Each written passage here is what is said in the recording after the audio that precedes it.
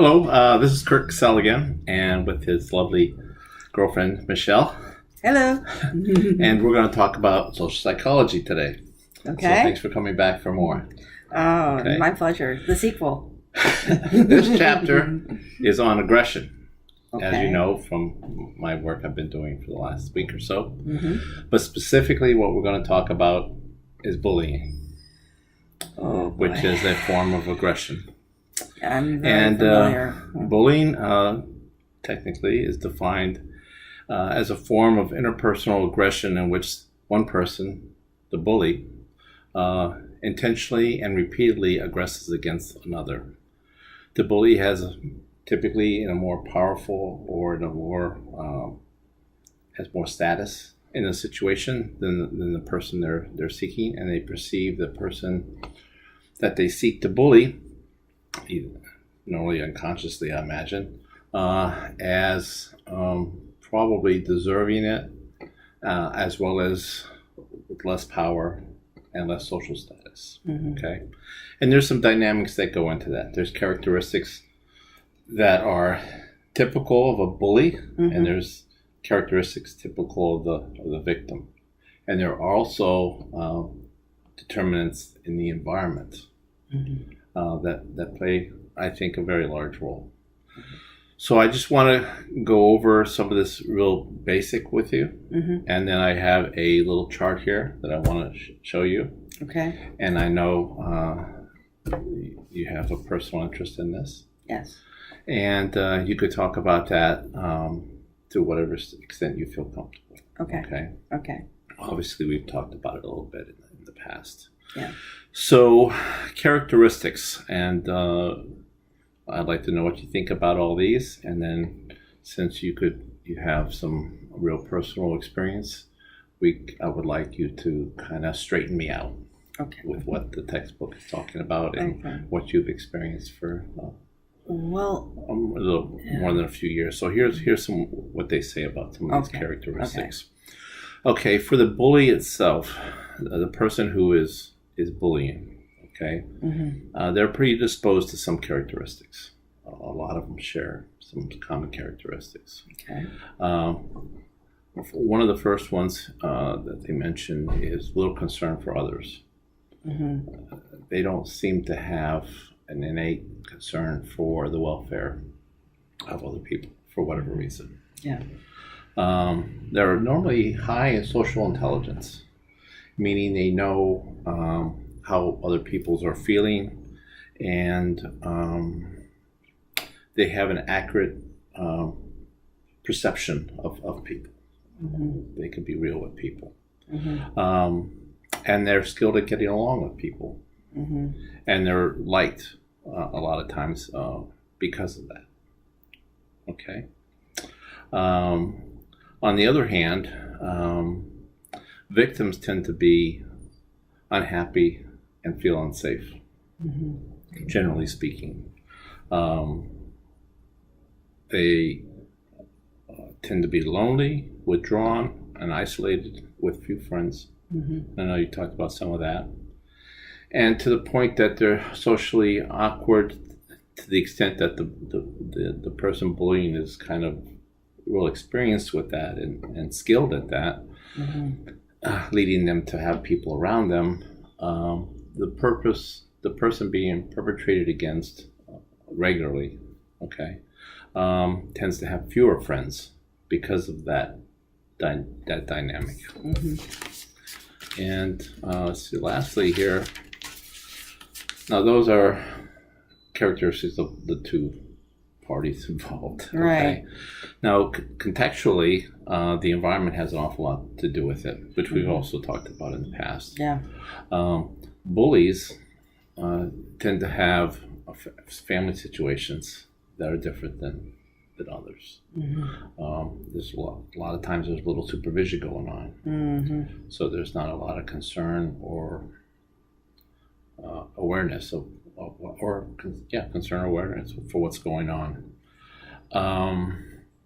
A lot of those families have a lot of internal conflict.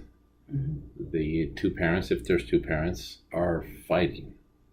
Mm-hmm. There's abuse going on in the home. physical or verbal abuse. Mm-hmm. And the schools are complicit. At least they have been, right? And ignore, condone or even approve of bullying. Mm-hmm. And this could go unchecked. Mm-hmm. And these situations encourages the bully behavior as well as the victimization of the person being perpetrated against. Okay. Mm-hmm. Okay. Yeah. So here is a little diagram.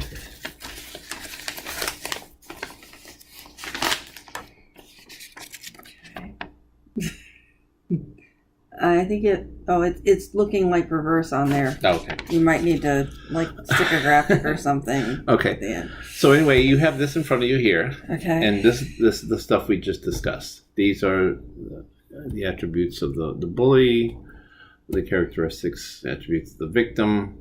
They come together. Obviously, they can't work independent. And then you put those situational, environmental situations together, and you end up in that situation. Yeah. So, I think there's something missing from this diagram that's important. What's that? Bystanders. Bystanders play a much bigger role than people realize. Okay. So, but I didn't mean to jump the gun, so. You didn't. Oh, okay. And that's one of the things I could have actually mentioned is because of the dynamic with the friendship going on or the lack of the friendships. Mm-hmm. You don't have those people running to your rescue. Mm-hmm. Okay. So that's something that just kind of associated with that. Yeah. Because I guess other people might have a group of friends that wouldn't put up with that and come to your defense. Yeah. So as you just said, that is part of it also. Yeah. As you know. Yeah. So knowing all of that, I'm not sure what aspect of that you want to talk about. Is there anything else in what I said that needs to be corrected, modified, adjusted, thrown out, added? Besides the no, I think you the hit rescue thing? I think you hit the main points of how it works, other than the bystander part. Yeah. Definitely. Okay, so I think where we could go with this that would be productive would be to answer these questions here about the situation, first of all. So what has changed or not changed in your situation now compared to, late elementary school, middle school, and even into some college, I think? Well, that would stop or I still think encourage it. When I was growing up, just to clarify for whoever's watching, to give you some context, I'm 50 years old. Just turned 50 years old in October. And when I was growing up, the attitude was that, if you're being bullied, this is how the world is, and you just have to deal with it, and you've just got to grow a thick skin. And if I had a nickel for every time I heard sticks and stones will break my bones, but words will never hurt me, I would not have had to take out a single nickel in student loans. It would have paid for my 2 master's degrees and my PhD. It was, yeah. It was you talk about victim blaming. Yeah. I actually had a principal, one day it got to be too much for me. We had a substitute in the classroom, and I left the classroom without a pass, which I never did. But I was so fed up, and the substitute was useless. And I had these people just hounding me with just all kinds of taunts. And so I ran out of the classroom, and I guess the sub notified the principal that I was AWOL. And so I stood on the toilet seat in one of the girls' restrooms to hide. And the principal, I think she somehow figured out I was there because she couldn't open up the stall door, but she couldn't see my feet. But so she kind of intuited I was there. And she's like, Michelle, you bring this on yourself because, you wouldn't be tormented if you were just more sociable. or some words to that effect, the last part. But I remember her saying, I brought it on myself. When she said that, I mean, just I was so angry.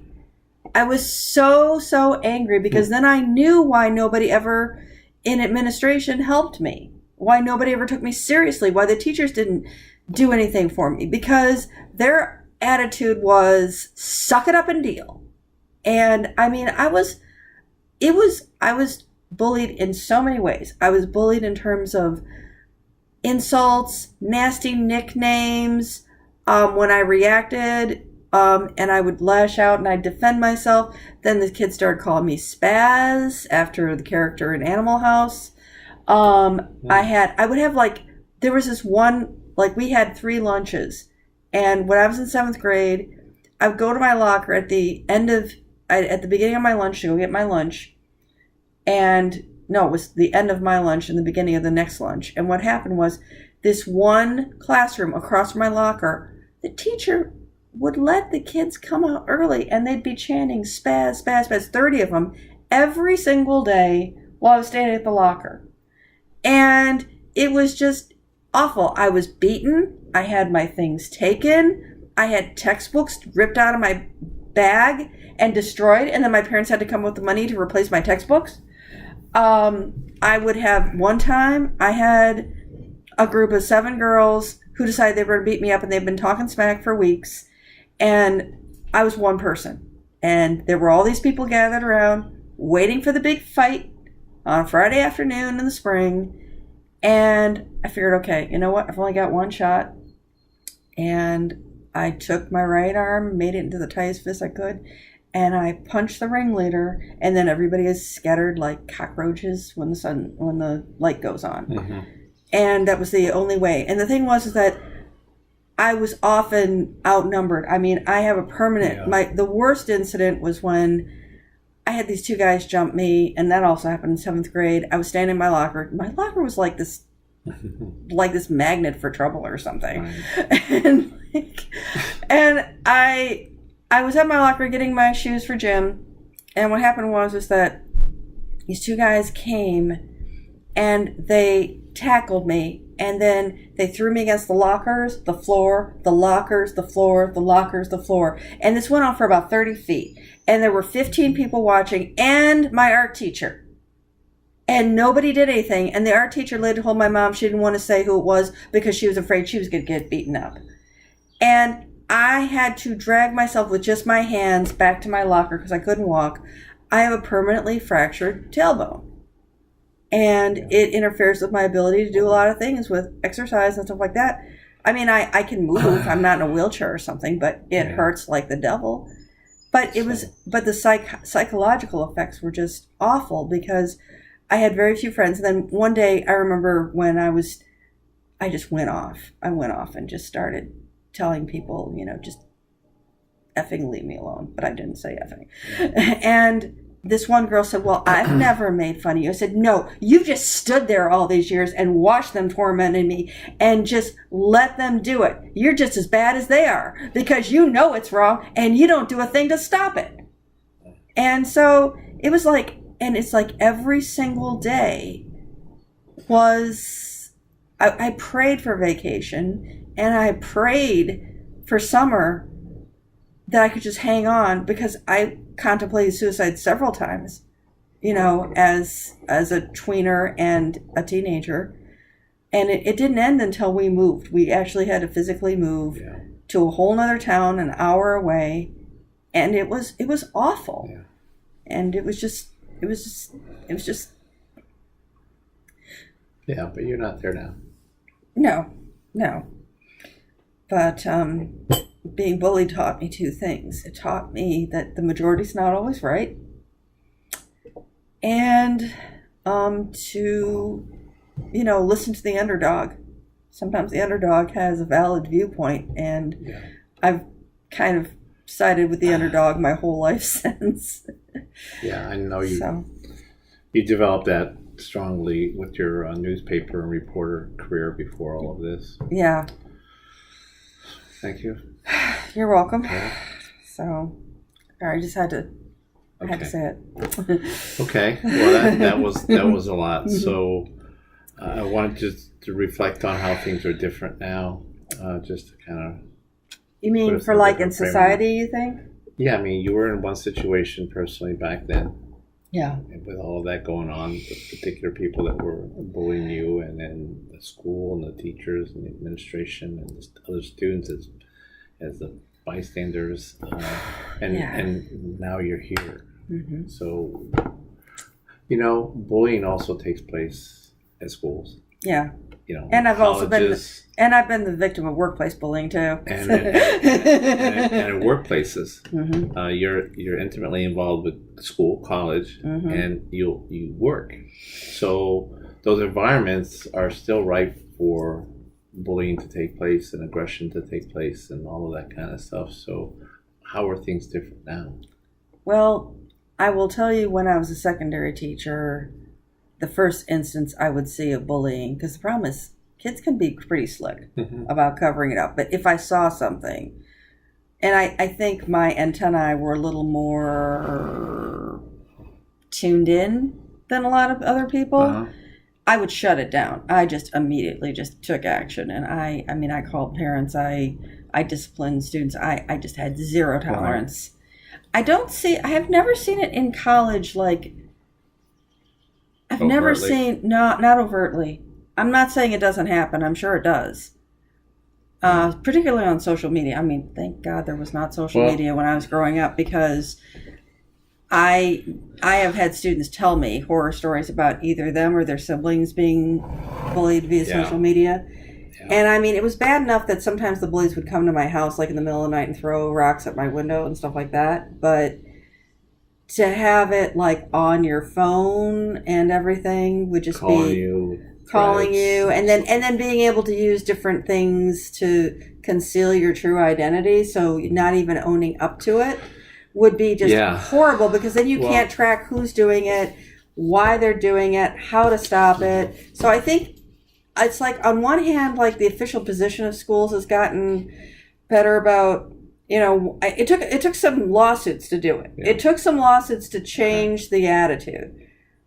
But I think schools are better at, number one, saying bullying is not just a normal rite of passage, and that it's indicative of antisocial behavior that needs to be corrected. And everybody I've ever worked with in higher education has immediately, if there's any sign of it, it gets shut down. I haven't seen anything good of coming out of it on either place. The bully is damaged because of it, and obviously the person being threatened and psychologically, physically, mentally, emotionally Well, I mean, part of the reason abused I for mean, all those. part of the reason I was bullied as a kid was I was the only parent of a single mother in a neighborhood where everybody was married, and also my mom was the only one in the neighborhood who had a college education. Yeah. And Oh. and I had health problems, and my mom wouldn't let me wear jeans. So you put all that together as a kid, Especially the jeans it's like thing. big Target, It's Target. like, make fun Yeah. of me. So, but I think A now lot of things are different. a lot of things are different, but it still goes on. Yeah. I mean, it still goes on. I think by the time students get to college, I'm not going to say it's perfect. I think what bullying does happen in college probably happens on social media, from what I've had students tell me. And outside the classroom. And outside the classroom. Yeah. You don't see it inside the classroom. And I also think the way people inside, like, if an instructor sets the tone that this will be an atmosphere that is respectful of everyone and that disrespect will not be tolerated, it's one of the first things I say, especially since I teach writing. People inadvertently often reveal a lot about themselves through their writing, and people feel severe amounts of anxiety about how they write and what they write about. And so I'm very firm before we talk about writing to say everybody's going to be respectful. I know you do peer reviews in there too. Right. With those students, and and I know how you manage that. So yeah, you're aware of that. We do it both. We do whole class short editing exercise, and we also peer editing. But I say we're here to help each other get better. I said don't make it about the person. If there's something about the writing that doesn't work, explain how from a reading standpoint it doesn't make sense or something like that. Not about people. Right. And that's the thing. So, but every instructor has to set that tone for that collaborative work. But so I think that from official standpoint, administrators and instructors don't tolerate it. But that's not to say that it doesn't go on. I think it's been driven underground. And yeah, I mean, I think for a period of time after the 70s and the 80s and stuff, especially when cyberbullying became, the thing, and people were really stressed about those situations and bad things were really happening, that the lip service started where we're against bullying, and that lasted, I think, probably a decade or two before real laws and policies and intentions were changed. Well, hopefully we're still heading in that direction. Yeah, unfortunately it took school districts getting sued and losing lots of money to do the right thing. And students. They lost students, and suicide due to bullying was. But there were suicides even before that. Yeah. But it wasn't until the school districts actually had a serious consequence that they started taking it seriously. And by serious consequence, I mean it hit them in the pocketbook. Yeah. Unfortunately. This reminds me of drinking in college. Yeah. The rite of passage and looking the other way. Yeah. Kids, what are you going to do? College, spread your wings, boys will be boys. Yeah. And that's a whole nother rabbit hole we don't want to go down. But it seems to me, and this is my feelings as I was learning this material, is that the circumstances, those circumstances that we talked about, and the environment, it's just kindling for all of this to take place, because kids will act out and they will try different personalities and characters and identities, and it's up to those circumstances and those environments to kind of shape what's acceptable and what's not. This is when the children are learning norms of society, and you can't let this stuff, bullying, be a norm. Well, the problem was I learned this way back when I took educational psychology, was that bullies beget bullies, and that parents who bully teach their kids that this is the way you work. And I could see sometimes when I meet some of these parents why the kids were the way they were. And I don't know of anybody who had a perfect, idyllic home, but when you grow up in an atmosphere that bullying is not only tolerated but encouraged, then you're going to do what you think you need to do to fit in that group. And so, and it took me a long time to figure out that the reason why people called my mother a whore and me a whore, like in third grade, was because they were getting it from their parents. Because they assumed that a single mother was a woman who just got knocked up because she got around and didn't, they didn't know anything about the fact my father was in Vietnam and he came back a mess. They didn't know, and they didn't care. That was the worst part. They didn't care. They didn't want to know. They just wanted to make their quick judgment and move on. Yeah. And so, I feel like people who are powerless, there's two ways to go when you're in that position. You can either say, I'm going to fight for myself and I'm going to defend other people who I perceive as powerless, or you can decide the way you're going to get power is to make other people feel powerless. And two people in the same family, two brothers, a brother and a sister experiencing that same thing, could fall on different sides of that same coin. Mm-hmm. Yeah. And you said bullying begets bullying, and that's true. He's a victim of his situation also. Yeah. Okay. So we could talk about this forever, and we will continue this. But for now, goodbye. Bye.